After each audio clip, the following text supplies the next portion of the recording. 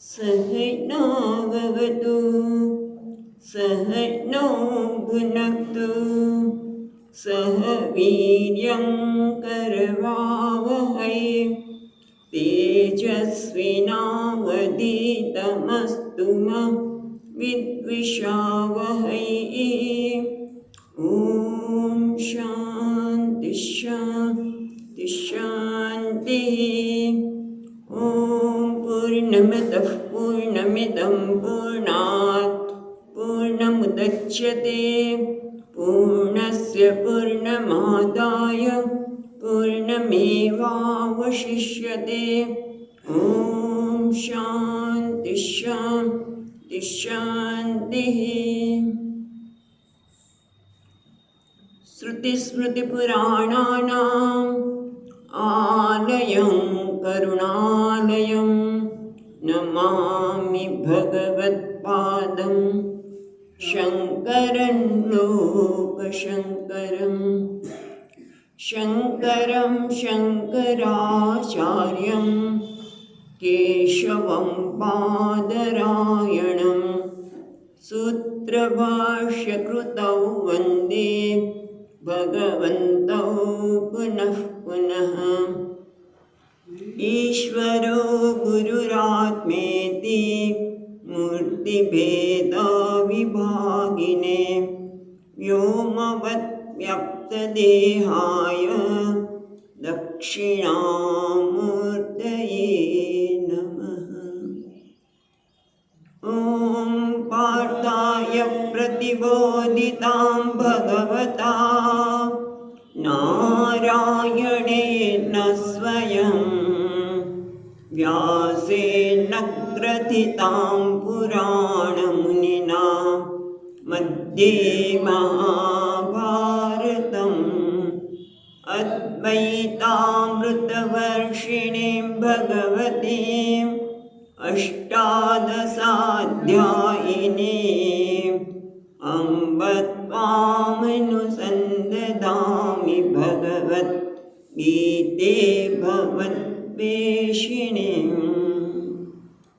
यं ब्रह्मा वरुणेन्द्ररुद्रमरुतः तुन्वन्ति दिव्यैस्तवैः वेदैः साङ्गपदक्रमोपनिषदैः गायन्ति यं सामगाः। ध्यानावस्थिततद्गतेन मनसा पश्यन्ति यं योगिनः यस्यान्तं न विदुःसुरासुरगणाः देवाय तस्मै नमः।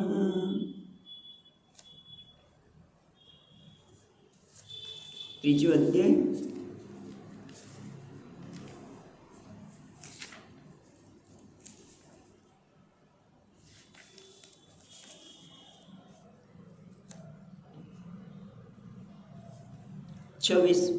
છવ્વીસમા શ્લોકથી 26 न बुद्धिभेदं जनयेत् बुद्धिभेदं जनयेत् अज्ञानां कर्मसङ्गिनां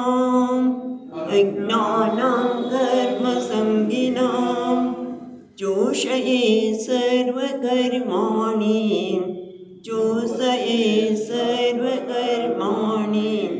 विद्वान् युक्तः समाचरन्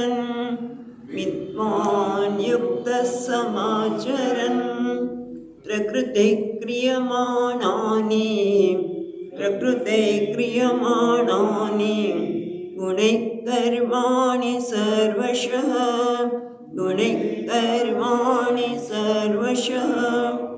अहंकार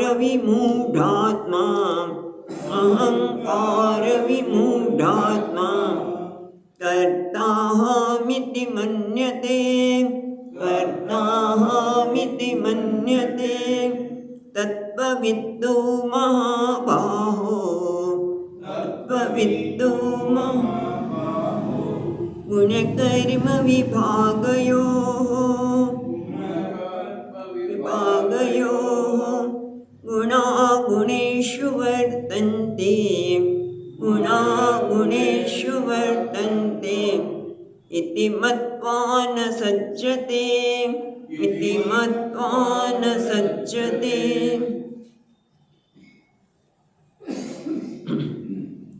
એ ભગવાન આપણને કર્મનું રહસ્ય બતાવે છે કે કર્મ ખરેખર કોણ કર્યું છે. તો 27મા શ્લોકમાં વાત કરી કે પ્રકૃતિ ક્રિયમાણાની ગુણૈ કર્માણિ સર્વશઃ.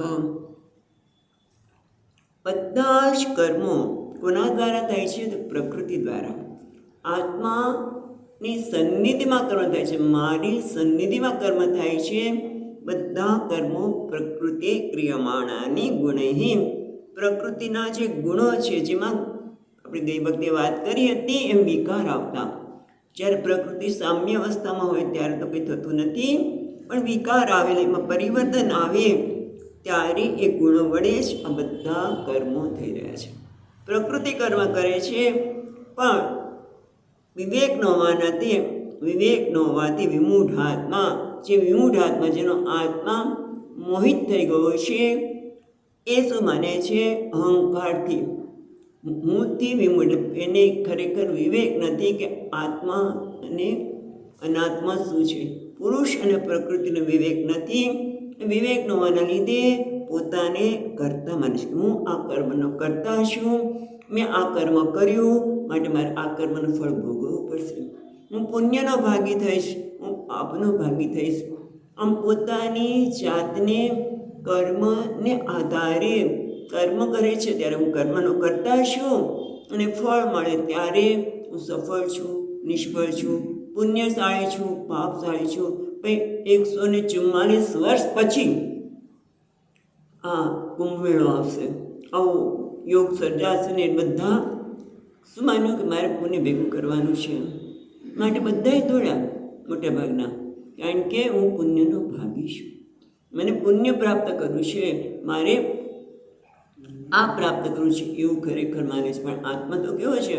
પુણ્યને પાપથી રહિત જ છે. એ ભોગતા પણ નથી અને કરતા પણ નથી. પણ એ કોણ માને છે? તત્વવિત્તુ મહાબાહો. હે મહાબાહો, એ મહાબાહો સંબોધન કરીને અહીંયા આપણા મધુસૂદનજી કહે છે કે તું તો મહાબાહુ છું, એટલે જેના બાહુ મહાન છે. એટલે કે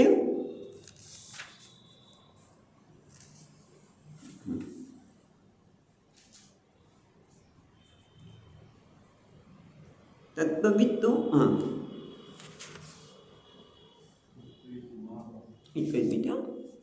મહાબાહો ઇતિ સંબોધનમ, એના સામુદ્રિક, કારણ કે મહાબાહુ કોને કહેવાય? કે જેના હાથ છે એ છે આપણે ઢીચણ પાસે પહોંચે છે. મહાબાહુ આચાન બાહુ અથવા તો મહાબાહુ એવું કહેતા હોય છે. એટલે એ અક્ષરો પરથી એ ખરેખર યોગી છે. તું તો વિવેકી છો, એટલે તને આ પ્રકારનું ભ્રમ ન થઈ શકે. પણ એટલે કે તું મહાબાહુ છું, એ તત્વને જાણનાર છે. તે સ્પષ્ટ રીતે જાણે છે કે કર્મ કોણ કરે છે. તત્વને જે જાણનાર છે એ જાણે છે ગુણમાંથી બનેલા પદાર્થો સાથે જ્યારે વ્યવહાર થાય છે. એટલે કે એને સ્પષ્ટ છે શું છે? તત્વવિદને તત્વને જાણે છે. એટલે કે આ ગુણો એટલે શું? સત્વરજતમો ગુણ, એના નિધિ બનેલો આ દેહ, ઇન્દ્રિય અને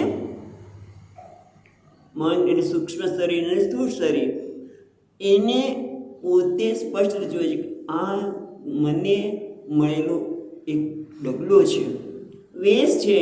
આ દેહ, ઇન્દ્રિય અને મન, બુદ્ધિ, અહંકાર એ શું છે? પ્રકૃતિના બનેલા છે, પ્રકૃતિના ગુણમાં બનેલા છે. અને એટલા માટે એ ગુણો, એના ગુણોના વિભાગ, એટલે કર્મ એટલે જે ગુણો જે છે એવા જ ગુણો, સત્વરજતમો ગુણથી બધું આખું જગત બનેલું છે.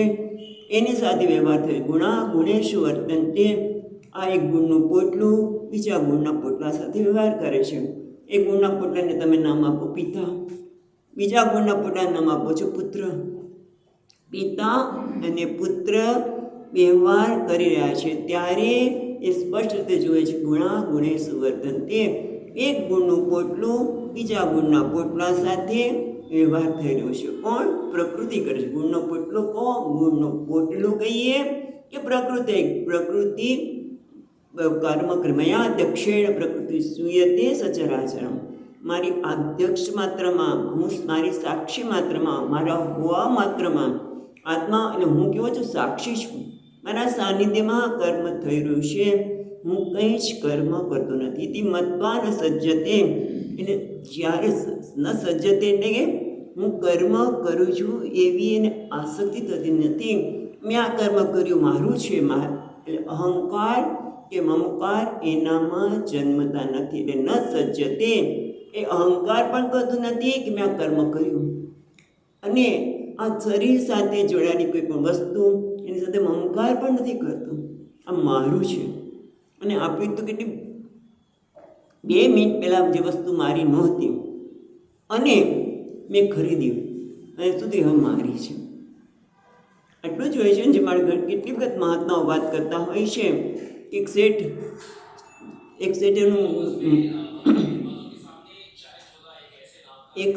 છે એને નવું મકાન હતું, વેચી દીધું. મકાન પાસે નવું મકાન લીધું અને જૂનું મકાન વેચી દીધું.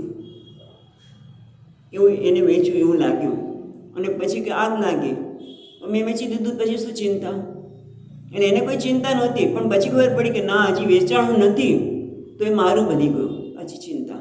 એટલે આપણી સામે ત્યાં મારું છે. જે વસ્તુ એક ક્ષણ માટે નથી. જેમ નાનો બાળકને કોઈ રમકડું આપ્યું, રમે છે આનંદથી. તે બીજું બાળક આવ્યું, મને આપ રમકડું, તો કે મારું છે. આપણે બાળક જેવા જ છે. 2 મિનિટ પહેલાં આપણી વસ્તુ નહોતી અને હવે એ મારી બની ગઈ. એટલે 2 મિનિટ એટલે આપણા જીવન દરમિયાન કેટલી બધી વસ્તુમાં આપણી કોઈ વસ્તુ આપણી છે જ નહીં. આપણે ચર્ચા કરીશું. પણ એને માને જ કોણ? જેને જ્ઞાન નથી તે. પણ જે તત્વવિદ છે એ જાણે છે કે અહંકાર કે મમકાર ખરેખર કોઈ સ્થાન જ નથી. કારણ કે જે કંઈ કર્મ થયા છે ગુણા ગુણેષુ વર્તન્તે ઇતિ મત્વા ન સજ્જતે, એટલે એમાં એ અહંકાર કે મમકાર કરતો નથી, એમાં આસક્તિ કરતો નથી. હવે પછીના શ્લોકમાં કહે છે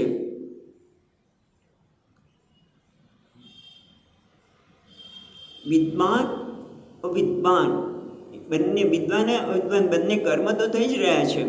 ખાલી ભેદ ક્યાં છે? સમજણમાં. વિદ્વાન જાણે છે કે આ કર્મનું કરતા નથી, આત્મા તો અકર્તા છે, પ્રકૃતિમાં કર્મ થઈ રહ્યા છે. પણ અને એટલે પોતાને સુખી કે દુઃખી પણ માનતો નથી.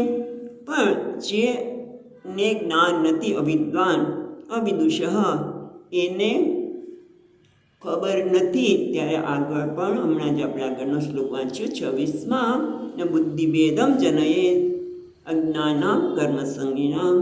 જે આગળ કહ્યું એ જ વસ્તુને વધારે દ્રઢ કરવા માટે જુદી રીતે કહે છે. તો આપણે 29મો શ્લોક જોઈએ. પ્રકૃતિર્ગુણ સમૂઢાઃ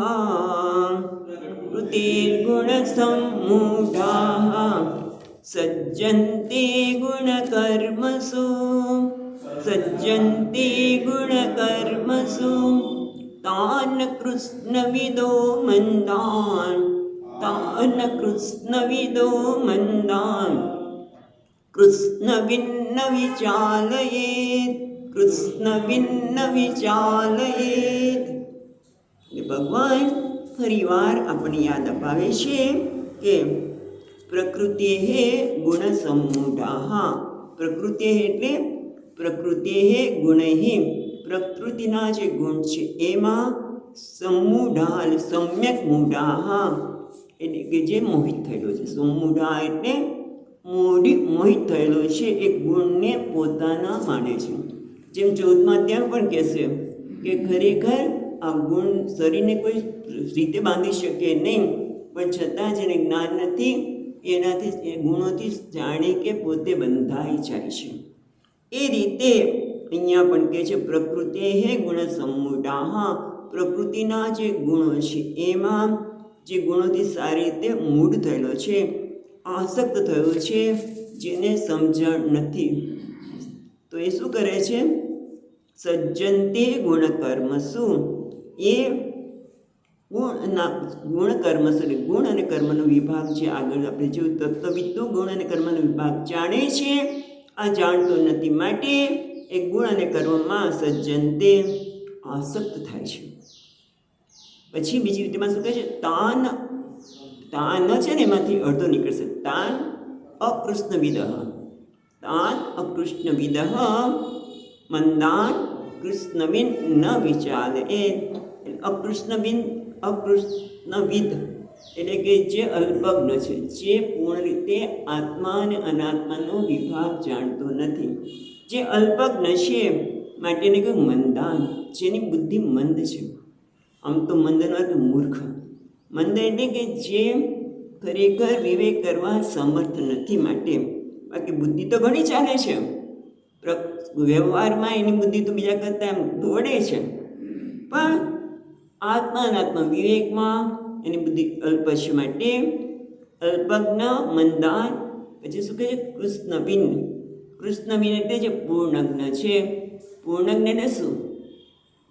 પ્રકૃતિમાં તો કોઈને પૂર્ણ જ્ઞાન હોઈ શકે જ નહીં, પણ જે આત્માનું જે જ્ઞાન ધરાવે છે તે ન વિચાર એને એ પૂર્ણવિદ એટલે કૃષ્ણવિદ એટલે પૂર્ણ જ્ઞાનીએ આવા લોકોને વિચલિત કરવા જોઈએ નહીં. જે આગળ કહ્યું ને એ જ વસ્તુ અહીંયા જરાક બીજી રીતે કહે છે કે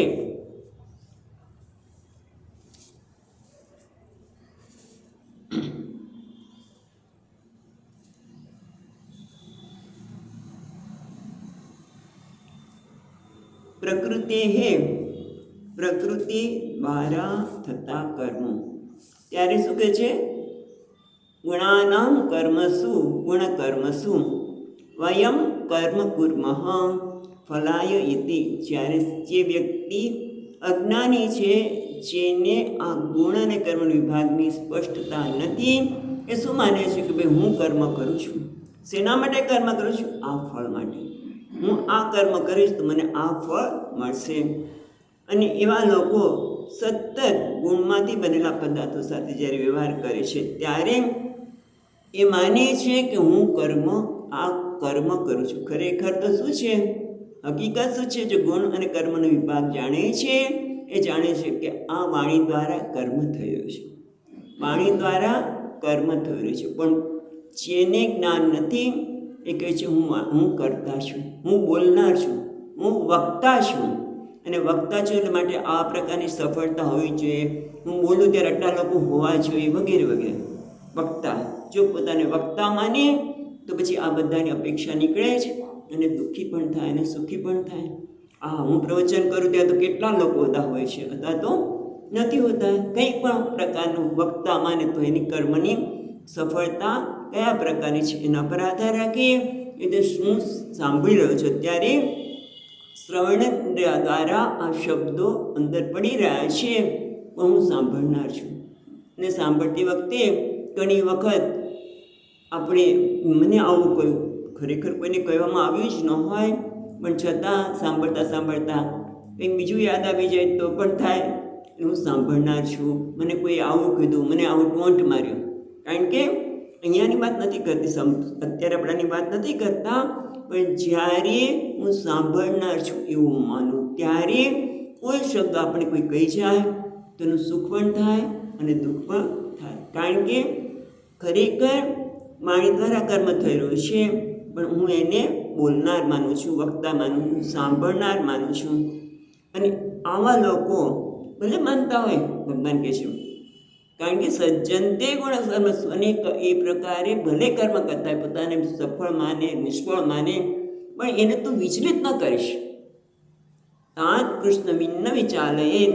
કારણ કે એ ઘણી વખત જો ઘણા લોકોને પૈસો મારો પરમેશ્વર, હું પૈસાનો દાસ, આવું આપણે જોતા હોય, અને પૈસા પાછું ખૂબ કર્મ કરી રહ્યો હોય ત્યારે તમે કહે આ તો તું કેવો માણસ છું, પૈસો મારો પૈસો કોઈનો રહ્યો છે, રહેવાનો છે વગેરે કરી અને એ કર્મ કરી રહ્યો છે, એમાં તું વિચલિત ન કરીશ. કારણ કે પૈસો પણ પરમાત્મા છે, આ જગત બધું પરમાત્મા છે, પણ એ જ્યારે એને તું વિચલિત ન કરીશ. પણ હા, કેવું હોય તો એટલું જરૂર કહેજે કે તું ધર્મથી પૈસાનું ઉપાર્જન કર, તું મૂલ્યોને આધાર ઉપાર્જન કર, પણ તું આ કર્મ કરીશ જ નહીં. કારણ કે આત્મા તો અકર્તા છે, તું કર્મનો કરતા જ નથી, તો તું શું કામ કર્મ કરે છે?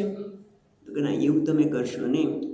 એટલે ભગવાને આગળ છે કહ્યું એ પ્રમાણે અહીંયા પણ એ જ કહે છે કે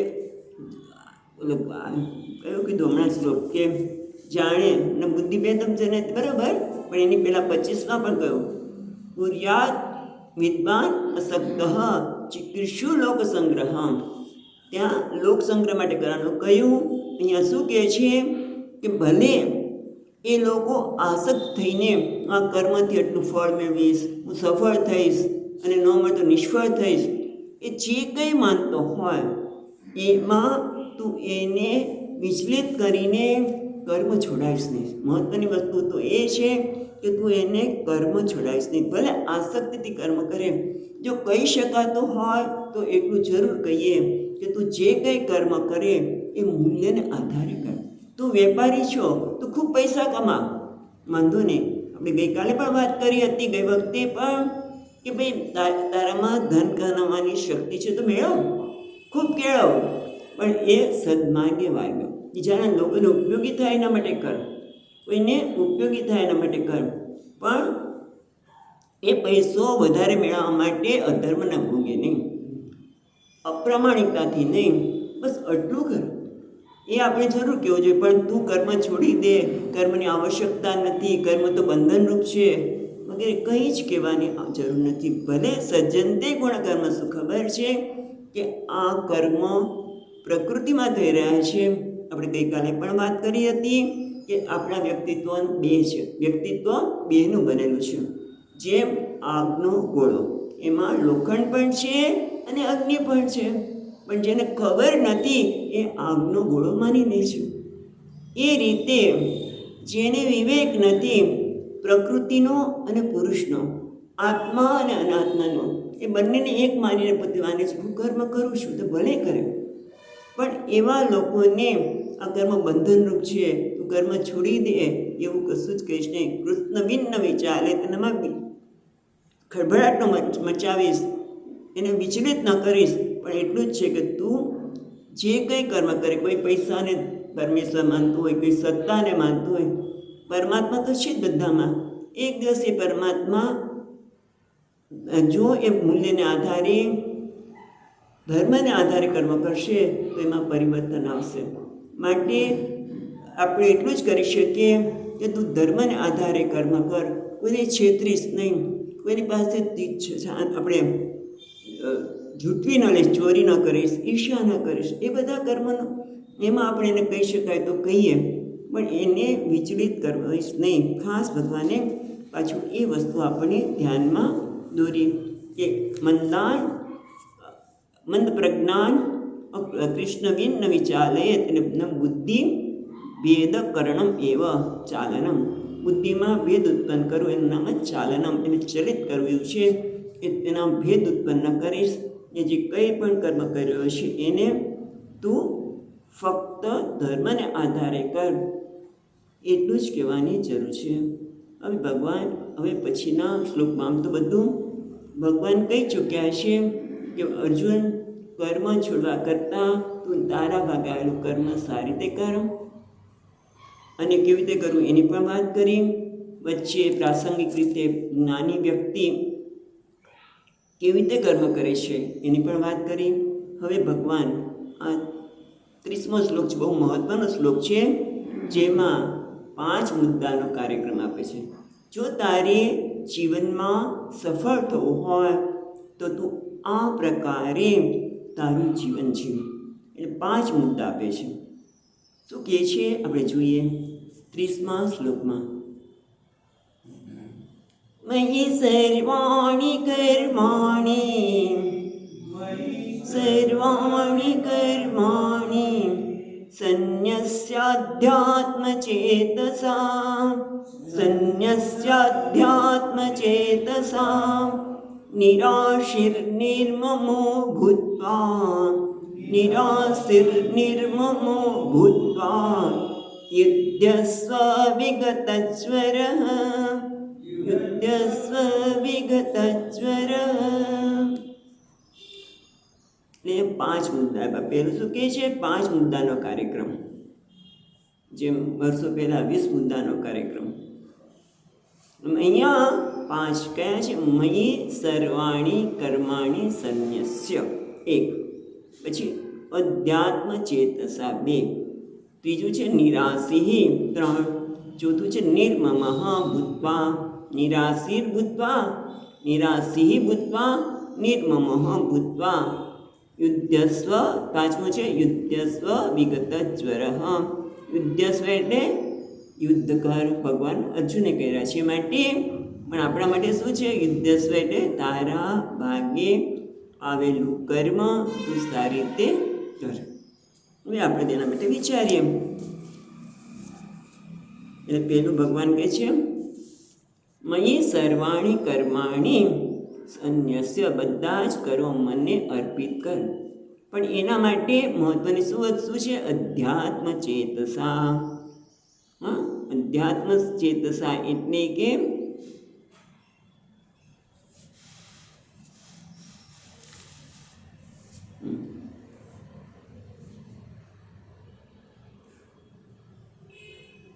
અહીંયા મહારાજે શું જણાવ્યું છે જોઈએ. અધ્યાત્મ ચેતસા વિવેક બુદ્ધ્યા, વિવેક બુદ્ધિ દ્વારા અહમ કરતા ઈશ્વરાય વૃત્તિવત કર્મ કરોમી, એક આવું કહે છે. અથવા તો એ આપણે પછી જોઈશું કર્મયોગનો એક ભાગરૂપે. પણ મહત્વનું વચ્ચે અધ્યાત્મ ચેતસા એટલે વિવેક બુદ્ધિ. તો જીવનમાં એક પહેલાં જે આગળ બીજા અધ્યાયમાં કહ્યું ને, આપણે બીજા અધ્યાયમાં બીજા અધ્યાયનો શ્લોક છે, હમણાં જ યાદ આવશે.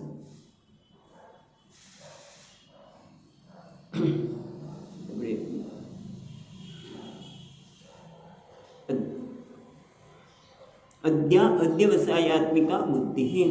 તું જીવનમાં એક નિર્ણય કર. બીજો શ્લોક છે, જો કયો છે?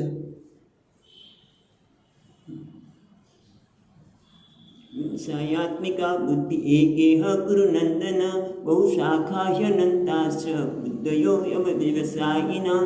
બરાબર? એટલે વ્યવસાયાત્મિકા બુદ્ધિ એટલે નામ અધ્યાત્મ ચેતસા. અધ્યાત્મ ચેતના પહેલાં તારા જીવનમાં તું શું ઈચ્છે છે? આપણે બધાને શું જોઈશું? મોક્ષ જોઈશું. મોક્ષ એટલે પૂર્ણ શાંતિ. મોક્ષ એટલે આપણે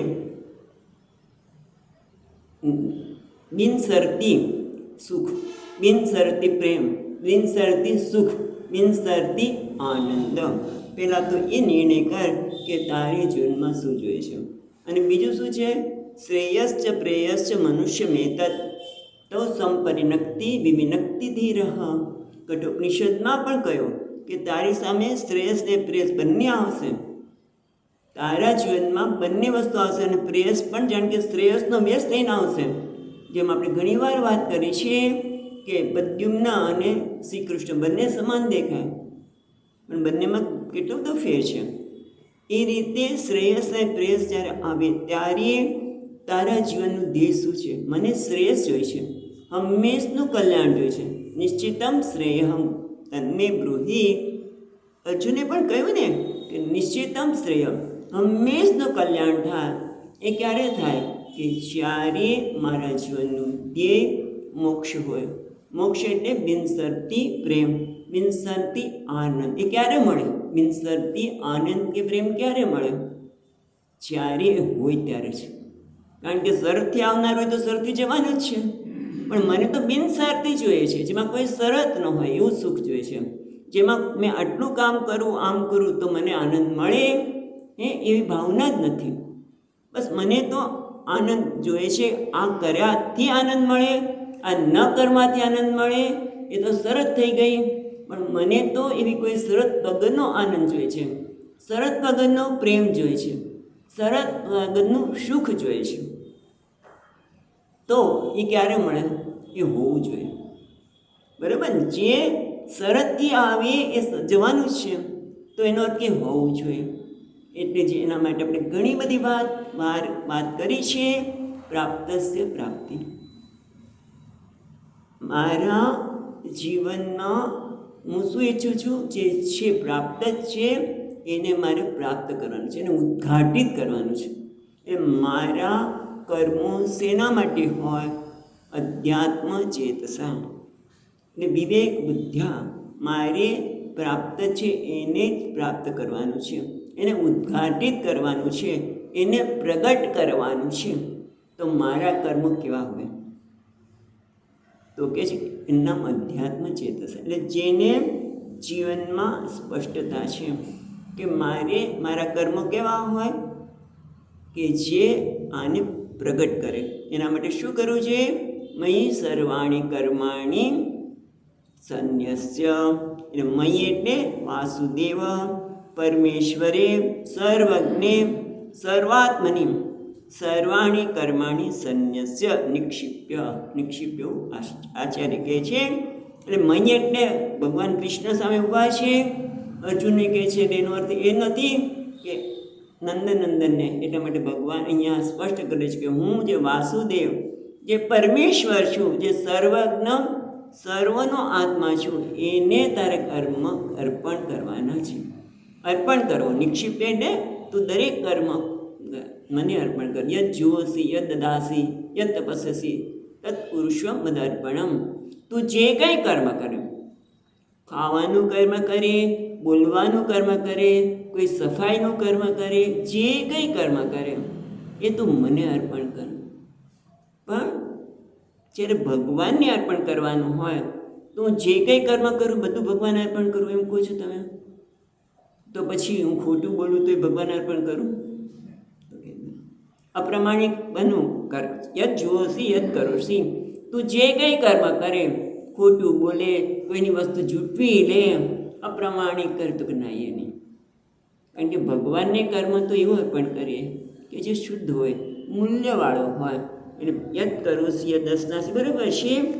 પણ તું આ રીતે કર. કારણ કે તમે જુઓ, આપણે જ્યારે કર્મ કરીને ત્યારે બે બાજુથી ખેંચાતું હોય. અહંકાર કે મને અર્પણ કર, હું કહું એમ પ્રમાણે કર. અહંકાર શું કહે છે? હું આ કર્મ કરું છું, મને આનું ફળ મળવું જ જોઈએ. હું આ કર્મ કરું છું, મને આ ફળ મળવું જ જોઈએ. આ કર્મ નહીં કરવાનું, એમાં તારે ગુમાવવાનું છે. એ અહંકાર આપણને સતત કયા કરે છે, આપણને ખબર નથી. અહંકાર કહે છે તું આ કર્મ કર તો તને તું જે ઈચ્છે છે મળશે. અહંકાર કહે છે આ કર્મ નહીં કરવાનું, કારણ કે એ વ્યક્તિ મારી સાથે કેવું કર્યું હતું? દ્વેષ. એટલે કાં તો આપણે દ્વેષથી પ્રેરાઈને ના પાડે કે કરવા કેમ? લોકો કરવાનું કહી, એણે આમ કર્યું તો તું અત્યારે કહીને અત્યારે લાભ મળ્યો છે, કહી નાખ, કરી નાખ. એને આમ કર્યું તો માટે આમ કર. અને કાં તો ન કરે. સતત અહંકાર આપણે અંદરથી ખેંચે છે, તું આ રીતે કર્મ કર, આ રીતે ન કરીશ. રાગ ને દ્વેષથી પ્રેરાઈને અહંકાર સતત આપણી પાસે માગણી કરી રહ્યો છે. ત્યારે અહીંયા શું કહે છે? ભગવાનને અર્પણ કર, અહંકારને નહીં. અહંકાર તો મને અર્પણ કર, પણ ભગવાન કહે તું મને અર્પણ કર. કારણ કે તું મને અર્પણ કર તો શું થશે? આગળ કહ્યું ને, નેહા વિક્રમ ના સ્વસ્તિ પ્રત્યવાયનો વિદ્યતે. એક વખત ભગવાનને અર્પણ કરવું એટલે શું? નિસ્વાર્થ ભાવનાથી કર્મ કરવું, નિષ્કામ ભાવનાથી કર્મ કરવું. સતત અહંકાર એમ કે મને શું મળશે, આ કરવાથી મારે કંઈક ગુમાવવું પડશે, હું બધાને આપીશ તો મારું શું થશે? આપવાનું છે શું?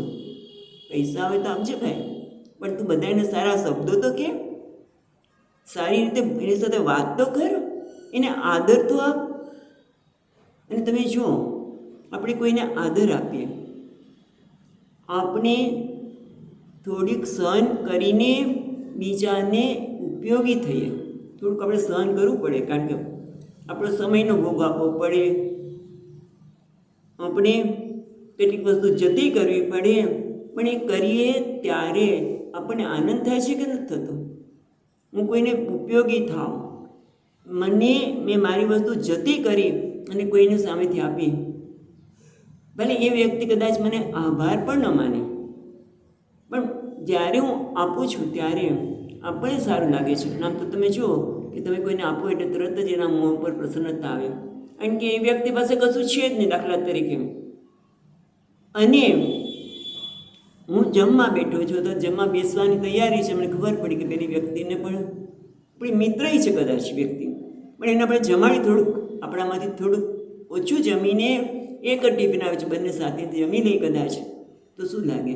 એના મોં પરની પ્રસન્નતા આવે, તરત જ આપણને ફાયદો થયો. એટલે શું? નેહા વિક્રમ નાસ્તો તે કર્મના માર્ગે ભગવાનને જ્યારે કર્મ અર્પણ કરીએ, એટલે કે નિષ્કામ ભાવે ઉદારતાથી કોઈને ઉપયોગી થવાની ભાવનાથી તરત જ સામેની વ્યક્તિના મોં પરની પ્રસન્નતા જોઈએ, અથવા તો ત્યારે પણ આનંદ થાય છે, અથવા તો મને મારા માટે ગર્વ થાય, આત્મગૌરવ કે ભાઈ હું આ કરી શક્યો.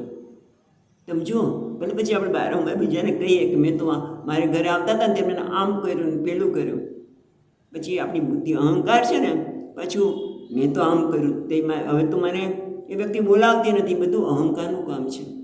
પણ જ્યારે આપણે કોઈને મદદરૂપ થઈએ છીએ ત્યારે આપણે એક આત્મગૌરવ જાણે છે કે ભાઈ હું કેટલા લોકોને મદદરૂપ થઈ શકું છું, ભગવાને મને આ શક્તિ આપી છે, ત્યારે આત્મગર્વ જાગે છે. એટલે ટૂંકમાં આપણે જ્યારે ઈશ્વરને અર્પણ કર્મ કરીએ ત્યારે આપણામાં સફળ થઈ કે નિષ્ફળ થઈ બીજી વસ્તુ છે, આપણે ચર્ચા કરીએ છીએ, પણ આપણે આત્મસંતોષ જન્મે છે, આત્મગૌરવ જન્મે છે.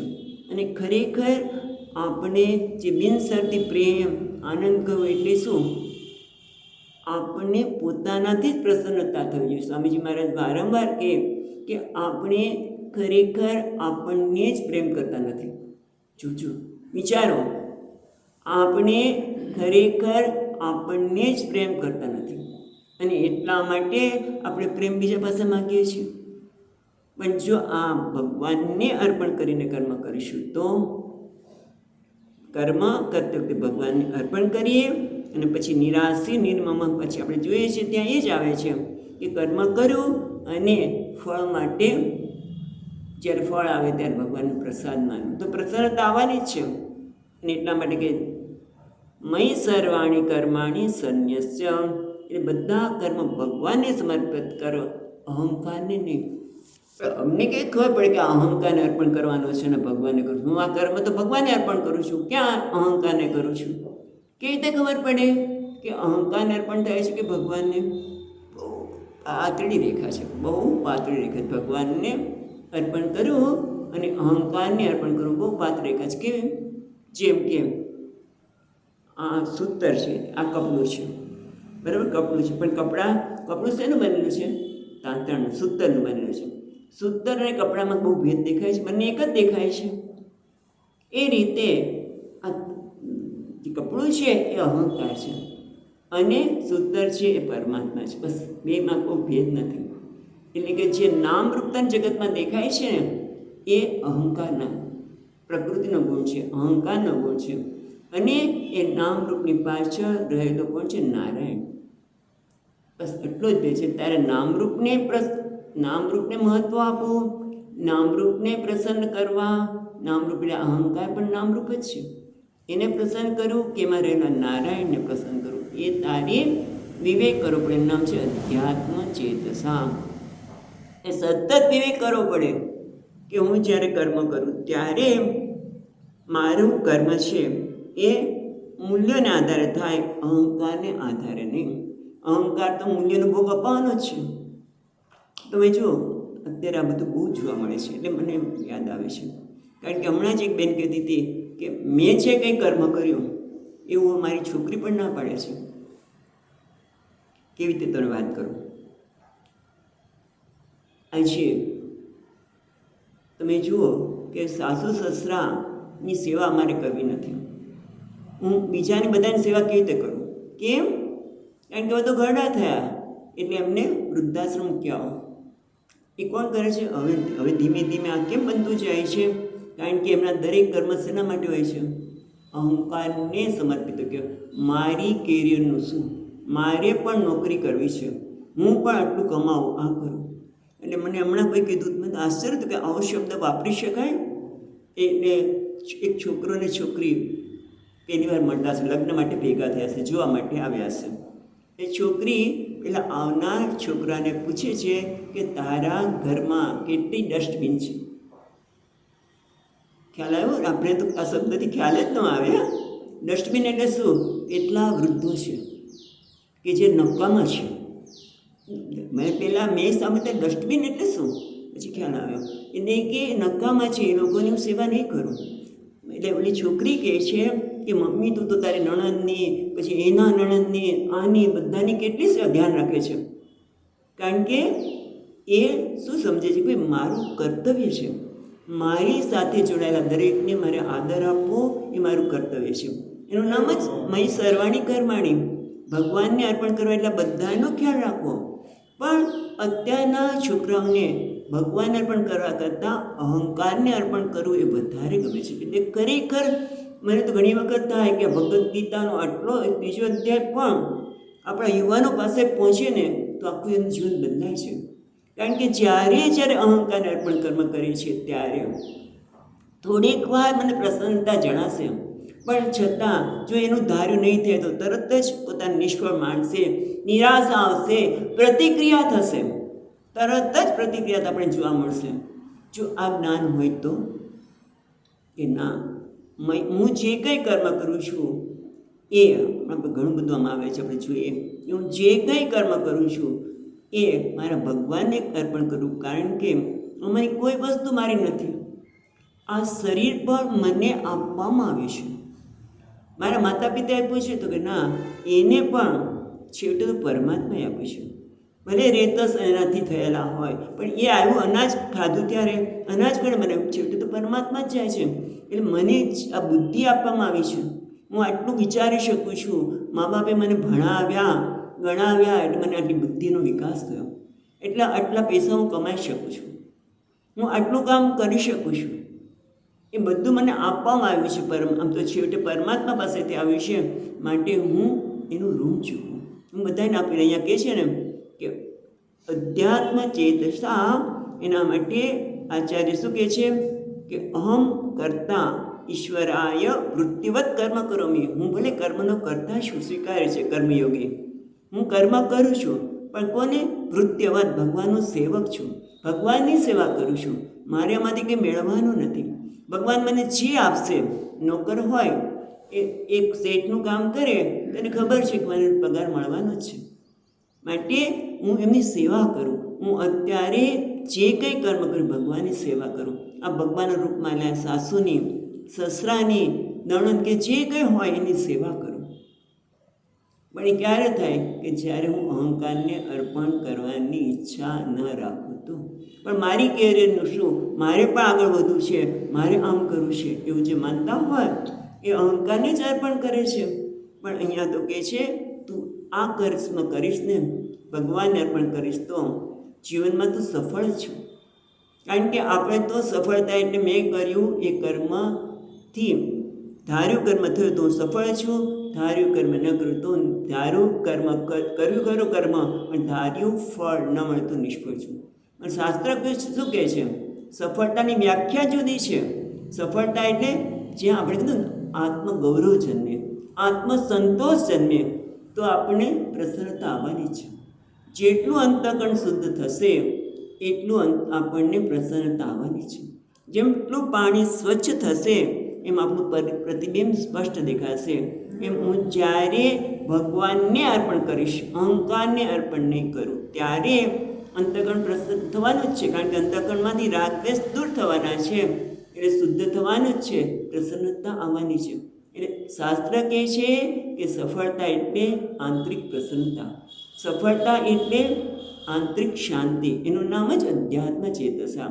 જેને નિર્ણય કર્યો છે કે મારા કર્મ આંતરિક પ્રસન્નતામાં પ્રાપ્ત કરવા માટે, જે આંતરિક પ્રસન્નતા, આંતરિક શાંતિ એ પણ છે જ.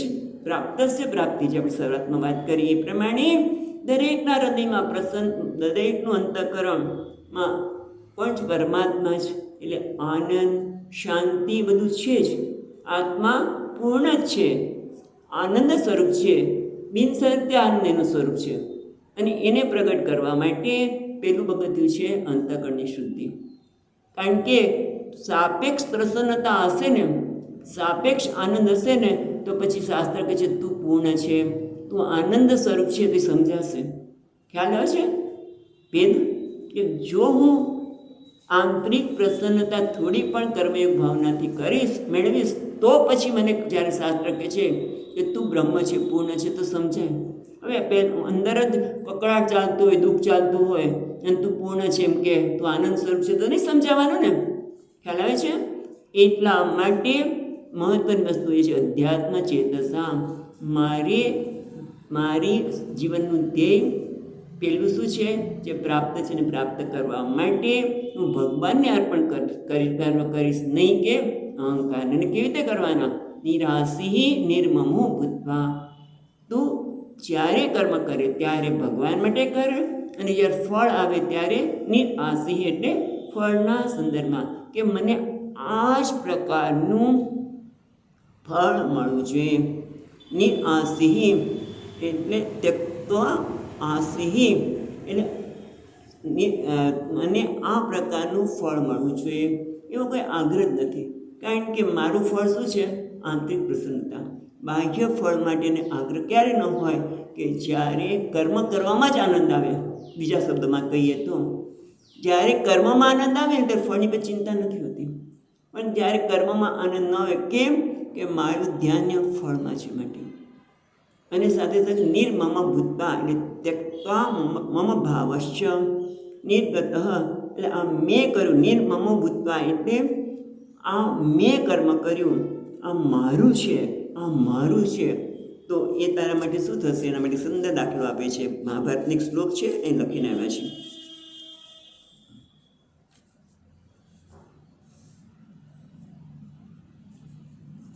મહાભારતના એક પર્વમાં સુંદર શ્લોક છે.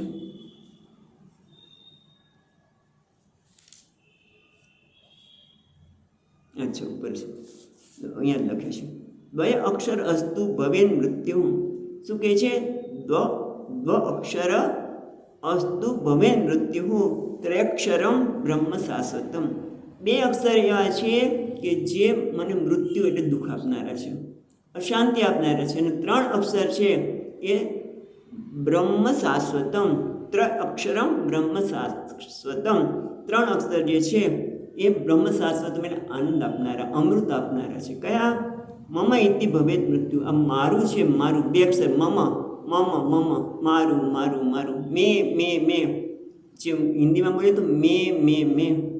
અને એટલા માટે ઓલો જેમ દક્ષ પ્રજાપતિ પણ શું મારું મારું કરતો હતો, દુઃખ થયું. ભવેન મૃત્યુ હો ન મમ ઇતિ શાશ્વતમ. જ્યારે કે આ મારું નથી. કારણ કે મારું એટલા માટે નથી, કારણ કે મને આપવામાં આવ્યું છે.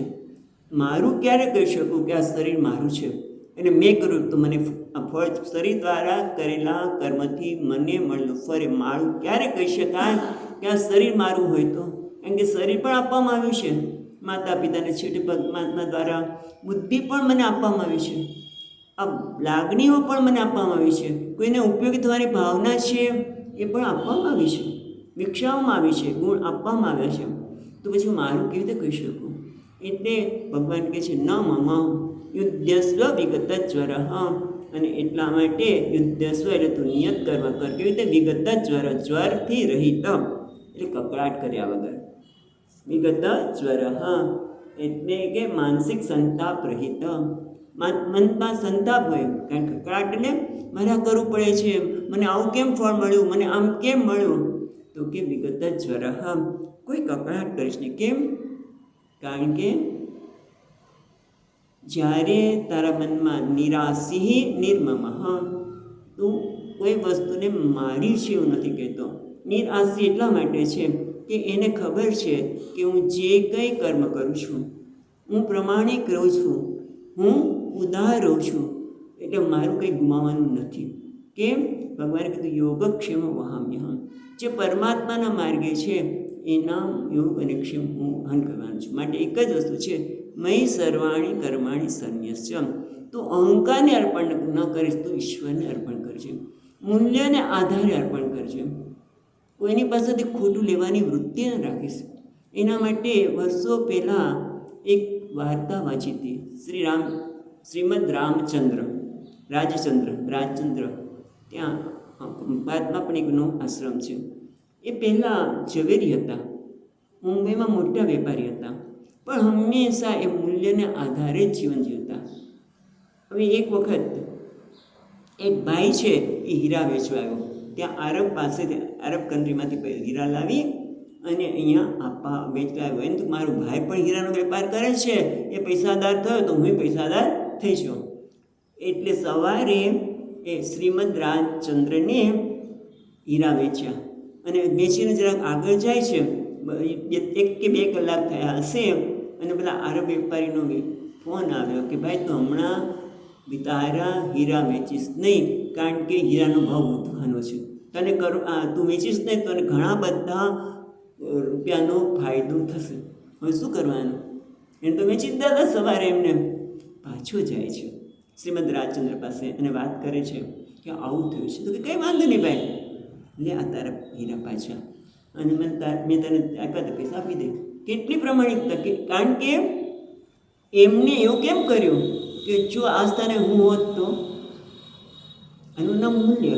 કે હું જેમ અહીંયા ભગવદ્ ગીતામાં ભગવાન કહે છે કે તું તારી સાથે આત્મોપમ્યને સર્વત્ર સમમ પશ્યતિ યોજન. તું જે કંઈ કરવા કરે ત્યારે તું પોતાને એ સ્થાને મૂકી અને પછી કર. જેમ મને કોઈ ખોટું કર્મ કરું, મારાથી ખોટું થઈ ગયું હોય તો પણ મને એમ થાય કે મારે ક્ષમા કર તો કેવું સારું લાગે. એમ પેલી વ્યક્તિને પણ તું ક્ષમા કર, એને ઉદારતા આપ. આનું નામ જ મહી સર્વાણી કર્માણી. એટલે ભગવાન માટે કર્મ કરવા એટલે જ્યાં ઉદારતાનો ભાવ હોય, ક્ષમાનો ભાવ હોય, કદાચ એને નુકસાન તો થયું જ હશે. એવું જો ખરેખર જોવા જાય વેપારી તો એને થાય કે ભાવ વધવાના છે એને ખબર પડી હોય. એ શું કામ એક વખત વેચી દીધા તો વેચી દીધા, હું તને શું કામ પાછા આપું કહી શકે બીજો વેપારી. પણ ના, આ જગ્યાએ હું હોય તો મને પણ આવું થાય માટે આપી દો. કે જતું કરવાની ભાવના, ઉદારતાની ભાવના, એનું નામ જ ભગવાનને અર્પણ કરવા, મૂલ્યોને આધારે. પણ સ્વામીજી એવું તમે આ બધું સાંભળીને પ્રમાણિક રહ્યા. અમને શું મળ્યું? મારો પાડોશી કરોડપતિ થઈ ગયો ખોટું કામ કરીને. ભલે એ તને કરોડપતિ લાગે છે, પણ તું પ્રમાણિક જ્યારે રહે છે ત્યારે તને એક આત્મસંતોષ થાય છે કે નહીં? અને જે ખોટું કામ કરે છે શું એને કર્મ નહીં ભોગવવું પડે? ભોગવવું જ પડે છે ગમે ત્યારે. થોડા વખત પછી પણ એને એ કર્મનો ભોગવટો કરવો જ પડે છે. માટે તું કર્મના ફળમાં પણ વિશ્વાસ રાખ, ભગવાનનો વિશ્વાસ રાખ કે હું જે કંઈ કર્મ કરું છું એનું ફળ તો પરમાત્મા આપે છે. કારણ કે મને અત્યારે તો હું જે સામાન્ય કર્મ કરી રહ્યો છું એ કર્મ દેખાય છે, પણ એની અંદર કેટલા બધા આપણે આગળ વાત કરી ચૂક્યા છીએ કે કેટલા બધા પરિબળો ભાગ ભજવતા છે ભગવાનને ખબર છે. એ સર્વજ્ઞ છે. એટલે કીધું ને મયી સર્વાણી કર્માણી સંન્યસ્ત, એટલે કે પરમેશ્વરે સર્વજ્ઞ. એને સમજણ છે કે પરમાત્મા સર્વજ્ઞ છે, સર્વનો આત્મા છે. એને હું જે કંઈ કર્મ કરું એ ભગવાનને અર્પણ કરું. આ લોકો તો પ્રેમ ભક્તિ માર્ગના આચાર્ય તેમ કે તમે ખોટું બોલો તો ભગવાન સાથે ખોટું બોલો, બીજા સાથે નહીં. ચોરી આપણે જુગાર રમો તો ભગવાન સાથે રમો, પણ ભગવાનને અર્પણ કરો, બીજા સાથે નહીં. મૂલ્યોનો ભોગ ત્યાં આપો તો એક દિવસ એમાંથી બહાર નીકળી જશે. ટૂંકમાં અહીંયા કહે છે મયી સર્વાણી કર્માણી સંન્યસ્ય, એટલે મને બધા જ કર્મ અર્પણ કરે. એટલે મૂલ્યને આધારે કર્મ. અને કયા સાથે? અધ્યાત્મ ચેતસા, વિવેક બુદ્ધિથી, સમજણ સાથે કે મારે પ્રાપ્તિ કરવી છે, માટે હું આ ભગવાનને કર્મ અર્પણ કરું છું. જે કંઈ કર્મ કરું એ કર્મમાંથી જ મને પ્રસન્નતા મળે, કારણ કે ભગવાન માટે કરું છું. મને એમાંથી કંઈ જોતું નિરાશી નિર્મમ. મારે કંઈ જોતું નથી, કારણ કે કર્મ શેના માટે? પ્રાપ્તિ. એટલે મારી અંદર પ્રસન્નતા, શાંતિ એ બધું પડેલું છે. પણ અત્યારે અહંકારને કર્મ સમર્પિત કરું છું ત્યારે એમાં રાગ અને દ્વેષ વધતો જાય છે અને મારી પ્રસન્નતાથી હું દૂર જાઉં છું.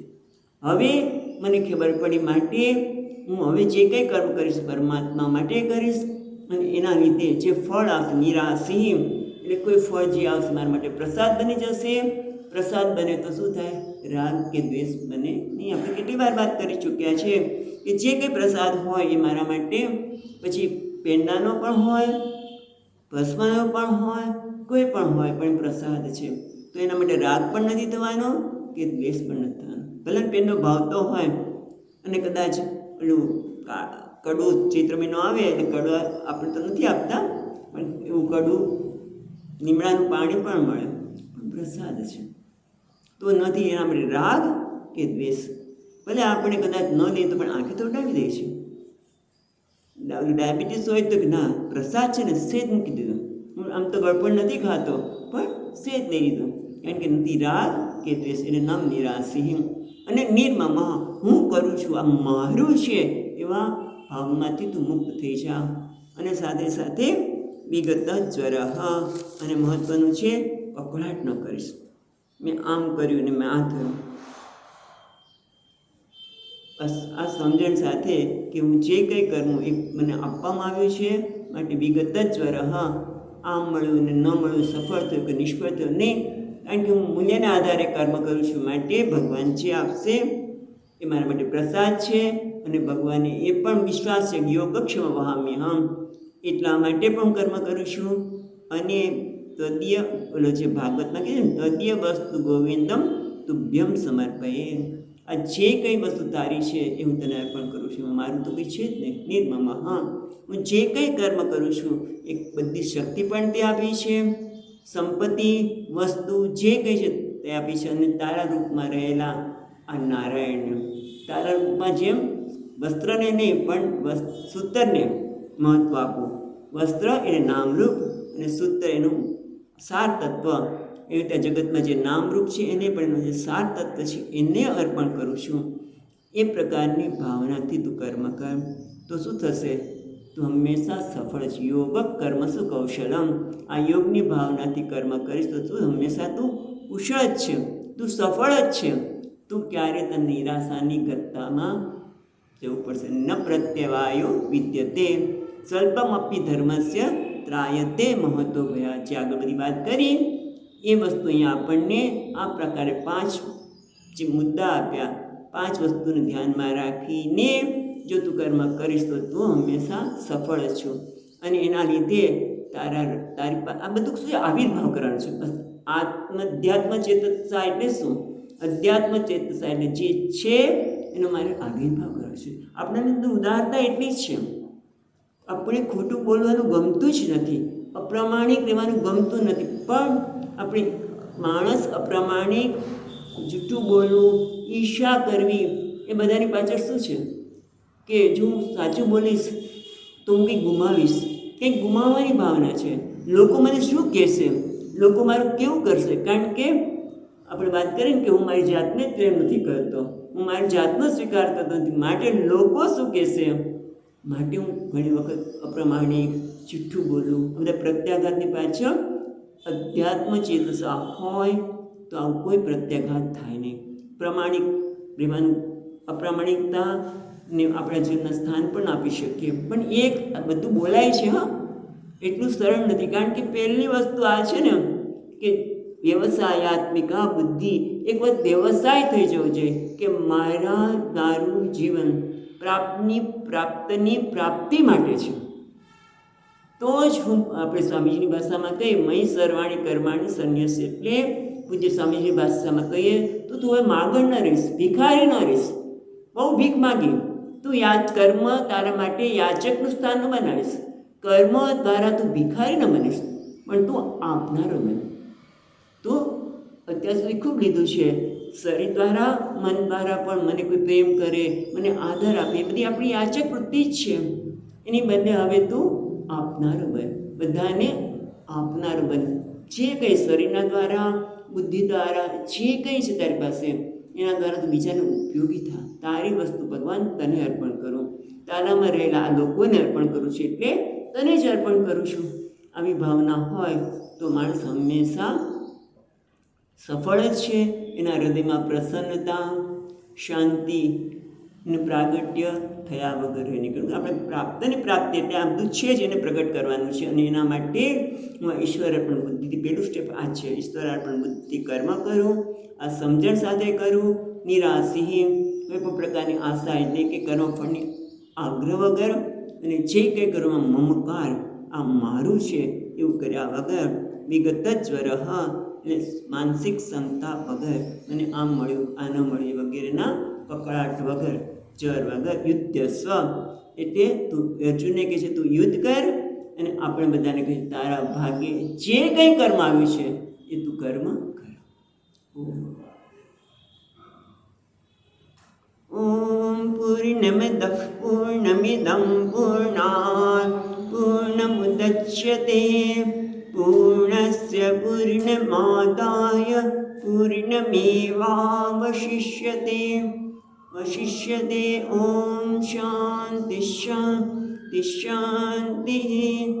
શંકરં શંકરાચાર્યં કેશવં બાદરાયણં સૂત્રભાષ્યકૃતૌ વંદે ભગવन्तૌ પુનઃ પુનઃ.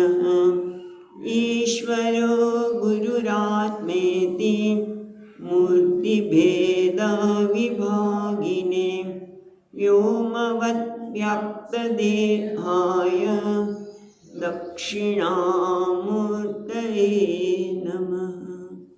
ઓમ શાંતિ શાંતિ શાંતિ.